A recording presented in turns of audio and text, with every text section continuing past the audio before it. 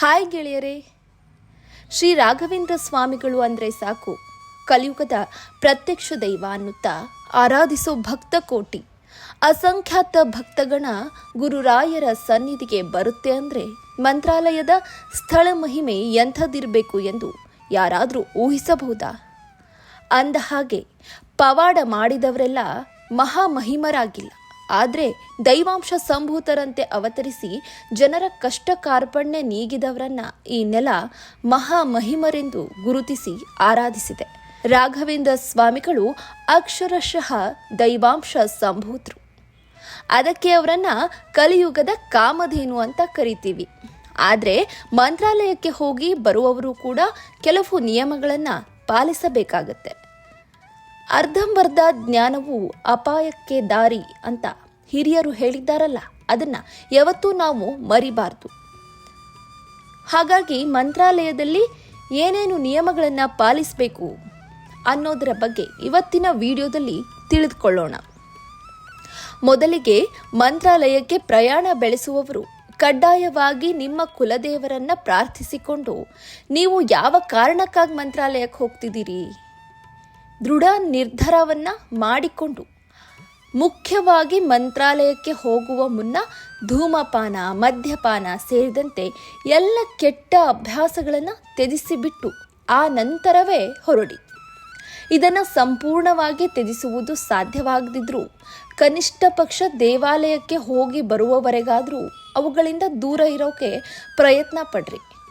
ಮಂತ್ರಾಲಯಕ್ಕೆ ಭೇಟಿ ನೀಡಿದ ನಂತರ ಭಕ್ತರ ಅನುಕೂಲಕ್ಕಾಗಿ ಮಠದಿಂದ ಸ್ಥಾಪಿಸಲಾದಂತಹ ಕುಟೀರಗಳು, ಅತಿಥಿ ಗೃಹಗಳು ಇದೆ.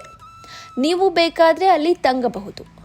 ಮಠದಲ್ಲಿ ಇರುವ ನಿಯಮಗಳು, ಆಚರಣೆಗಳ ಬಗ್ಗೆ ಅಗೌರವವನ್ನು ತೋರಲೇಬೇಡಿ. ಮುಖ್ಯವಾಗಿ ರಾಯರ ಸನ್ನಿಧಿಯನ್ನ ಪ್ರವೇಶಿಸುವ ಮುನ್ನ ಅಲ್ಲೇ ಇರುವ ಪವಿತ್ರ ತುಂಗಭದ್ರಾ ನದಿಗೆ ಹೋಗಿ ತಪ್ಪದೆ ಪವಿತ್ರ ಸ್ನಾನವನ್ನ ಮಾಡಿ.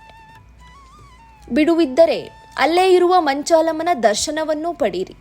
ಆ ನಂತರ ರಾಯರ ಬೃಂದಾವನದ ಮುಂದೆ ಬಂದು ದರ್ಶನ ಪಡೆದು ಪುನೀತರಾಗಿ. ಬೃಂದಾವನದ ಮುಂದೆ ನಿಂತಾಗ ಮೌನದಿಂದ ಇರಬೇಕು. ಯಾವ ಕಾರಣಕ್ಕೂ ಅನ್ಯಾಯ, ಅವಾಚ್ಯ ಪದಗಳು, ಕೆಟ್ಟ ವರ್ತನೆಯನ್ನ ರಾಯರ ಮಠದ ಆವರಣದಲ್ಲಿ ತೋರಲೇಬೇಡಿ.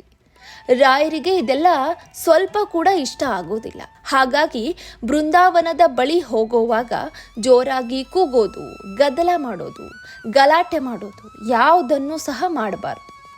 ಶಾಂತ ಚಿತ್ತರಾಗಿ ಮನಸ್ಸಿನಲ್ಲಿ ಗುರುರಾಯರ ಸ್ಮರಣೆಯನ್ನ ಮಾಡ್ತಾ, ನೆಮ್ಮದಿ ಕೊಡಿಯಪ್ಪ ಗುರು ರಾಘವೇಂದ್ರ ಅಂತ ಪ್ರಾರ್ಥನೆ ಮಾಡ್ತಾ ಬೃಂದಾವನದ ಬಳಿ ಹೋಗಿ ನಿಂತು ಬಿಡಿ. ಕೊನೆಗೆ ನಿಮಗೆ ಯಾವುದಾದ್ರೂ ಮಂತ್ರ ಬರ್ತಿದ್ರೆ, ಶ್ಲೋಕ ಬರ್ತಿದ್ರೆ, ಏನೂ ಬರಲ್ವಾ, ಶ್ರೀ ಗುರು ರಾಘವೇಂದ್ರಾಯ ನಮಃ ಅಂತ ಜಪಿಸುತ್ತಾ ಬೃಂದಾವನಕ್ಕೆ ಕೈ ಮುಗಿದು ರಾಯರೇ ಕಾಪಾಡಿ ಅಂತ ಕೇಳ್ಕೊಳ್ಳಿ. ರಾಯರ ದರ್ಶನವನ್ನ ಪಡೆಯುವಾಗ ಯಾವುದೇ ರೀತಿಯ ಕೂಲಿಂಗ್ ಗ್ಲಾಸು, ಮಾಡರ್ನ್ ಡ್ರೆಸ್ಗಳನ್ನು ಹಾಕಬೇಡಿ. ಸಾಂಪ್ರದಾಯಿಕ ಉಡುಗೆಯಲ್ಲಿ ಮಠಕ್ಕೆ ಹೋಗಿ ಮಠದಲ್ಲಿರುವ ನಿಯಮದಂತೆ ವಸ್ತ್ರವನ್ನು ಧರಿಸಿ ರಾಯರ ದರ್ಶನ ಮಾಡಬೇಕು. ಇನ್ನು ಮಂತ್ರಾಲಯದಲ್ಲಿ ಮಹಿಳೆಯರು ಯಾವುದೇ ಉರುಳು ಸೇವೆ, ಸಾಷ್ಟಾಂಗ ನಮಸ್ಕಾರಗಳನ್ನು ಮಾಡಬಾರ್ದಂತೆ. ಆದರೆ ನಿಮ್ಮ ನಂಬಿಕೆಗಳಂತೆ ಇದನ್ನು ಅಲ್ಲಿನ ಶ್ರೀಗಳನ್ನು ಅಥವಾ ಅಲ್ಲಿ ಯಾರಾದರೂ ಅರ್ಚಕರಿದ್ದರೆ ಅವರನ್ನು ಕೇಳಿ ತಿಳಿದುಕೊಂಡು ಆ ಬಳಿಕ ಮಾಡಿ. ಒಂದು ವೇಳೆ ರಾಯರಿಗೆ ವಿಶೇಷ ಸೇವೆ ಮಾಡುವಂತಹ ಉದ್ದೇಶ ಏನಾದರೂ ಇದ್ದರೆ ಬೆಳಗ್ಗೆ 5 ಗಂಟೆಯಿಂದ 7 ಗಂಟೆಯ ನಡುವೆ ನಿಮ್ಮ ಸೇವೆಯನ್ನು ಸಲ್ಲಿಸಿ.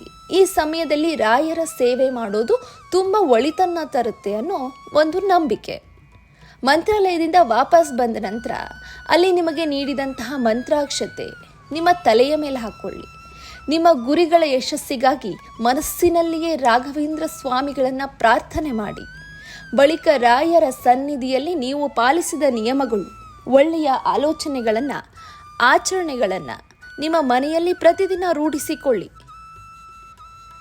ಆ ರಾಯರು ನಿಮಗೆ ಒಳ್ಳೆಯದನ್ನು ಮಾಡ್ತಾರೆ. ಜೊತೆಗೆ ನೀವು ಅಂದುಕೊಂಡಂತಹ ಎಲ್ಲ ಇಷ್ಟಾರ್ಥಗಳನ್ನು ರಾಯರು ತಕ್ಷಣ ಆಗದೇ ಇದ್ರೂ ಕೂಡ ನಿಧಾನವಾಗಿ ಆದರೂ ನೆರವೇರಿಸ್ತಾರೆ.